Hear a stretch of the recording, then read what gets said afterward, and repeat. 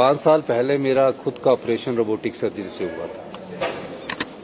उस समय मैं मुख्यमंत्री नहीं था और जब मेरा ऑपरेशन हुआ उसके बाद मैं मेडिकल साइंस के बारे में थोड़ा जानकारी प्राप्त कर रहा था और मेरे मन में एक सोच थी कि रोबोटिक सर्जरी हिमाचल के हॉस्पिटल्स में भी होनी चाहिए।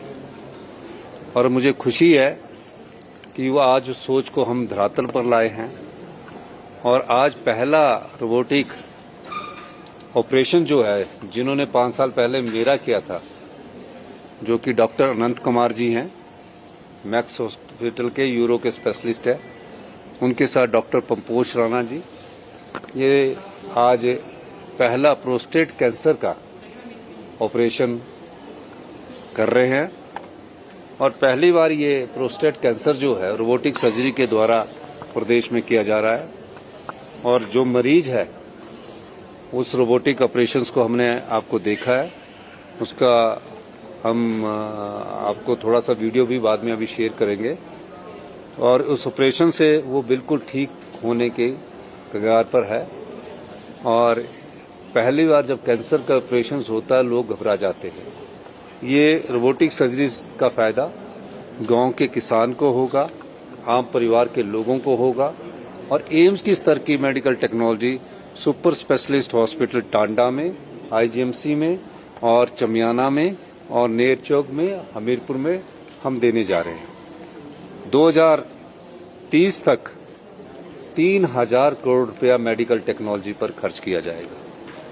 पहला जो हमारी मेडिकल टेक्नोलॉजी का जो हमने जायका से 1340 करोड़ का प्रोजेक्ट बनाया है, वो कुछ ही महीनों में उसकी अप्रूवल हो जाएगी और पूरे प्रदेश के स्वास्थ्य संस्थान है, चाहे रोडू में है, चाहे नूरपुर में है, चाहे कहीं है, वहाँ जो पुरानी एक्सरे की मशीनें लगी हैं, कहीं भी है, मंडी के कुल्लू में है जहाँ पुरानी एक्सरे की 15-15 साल पुरानी मशीनें लगी है, उनको बदलने का काम शुरू हो जाएगा। और मुझे इस बात का दुख है कि हमारा जो सबसे प्रीमियम इंस्टीट्यूशंस आईजीएमसी है, वहाँ जो एमआरआई की मशीन है वो तकरीबन 20 साल पुरानी है। यानी कि हम जो वर्ल्ड क्लास हमारे हिमाचल प्रदेश के डॉक्टर है उनको हम अच्छी टेक्नोलॉजी देंगे तो हमारे जो गांव में रहने वाला मरीज है उसका अच्छा इलाज हो सकता है। होता क्या है कि कुछ व्यवस्था परिवर्तन करने की जरूरत थी और हमारी जरूरत के अनुसार पहले अधिकारियों को समझाना पड़ता है, फिर डॉक्टर से बातचीत करनी पड़ती है। 2 बारी मेरी इंटरेक्शंस हुई आईजीएमसी के डॉक्टर के साथ, डॉक्टर ब्रिज के साथ, टांडा के में हमारी इंटरेक्शन हुई डॉक्टर्स के साथ, हमारी हमीरपुर में इंटरेक्शन हुई डॉक्टर्स के साथ, नेरचौक में भी मैं इंटरेक्शन करने जा रहा हूं। तो मैंने कई कमियां पाई। यानी कि हॉस्पिटल में आने के लिए मरीज सोचता है कि मेरी अच्छा लाभ मिलेगा, लेकिन डॉक्टर भी अच्छा इलाज करना चाहते हैं, लेकिन स्टाफ की कमियां पाएगी, ऑपरेशन थिएटर वालों की कमियां पाएगी, रेडियोग्राफर्स की कमी पाएगी, एनेस्थीसिया वाले की कमी पाएगी।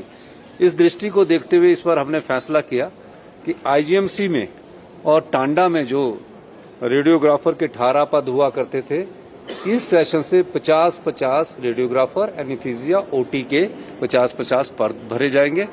और डॉक्टर को अगर हमें बाहर से भी लाना पड़े हिमाचल प्रदेश की जनता के लिए, हम बाहर से लाने में भी पैकेज के आधार पर हिचकिचाहट नहीं करेंगे।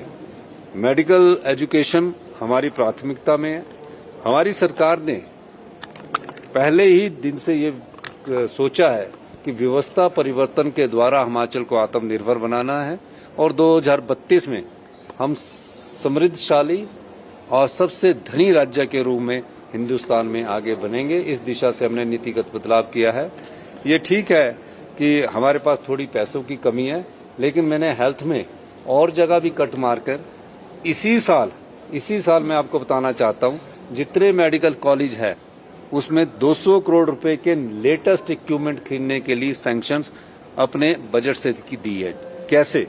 ये जो प्राइवेट लैब है जो चल रही है, चाहे करसना लैब है और प्राइवेट वाले चल रहे हैं, हमने कहा कि हमारी एक इन हाउस चमियाना में लैब होगी, ऑटोमेटेड लैब होगी, टांडा में लैब होगी, ऑटोमेटेड लैब होगी, हमीरपुर में लैब होगी, ऑटोमेटेड लैब होगी, नेरचौक में लैब होगी, ऑटोमेटेड लैब होगी, हमारे चंबा में और नाहन में भी ऑटोमेटेड लैब होगी। यानी कि जो आपके टेस्ट होते हैं वो सब कंप्यूटराइज हो जाएंगे। पता लग जाएगा कि कितना शुगर है, कितना ब्लड है, क्या क्या चीजें ब्लड के टेस्ट से संबंधित है, कितना ट्राइक्लोसाइड बढ़ा है।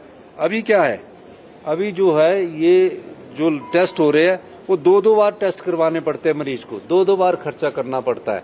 और मरीज कई बार बाहर से टेस्ट करवाता है, उसका रिजल्ट कुछ और आता है, कहीं और से करवाता है, उसका रिजल्ट कुछ और होता है। तो डॉक्टर भी समझ नहीं पाते कि किसको देखे।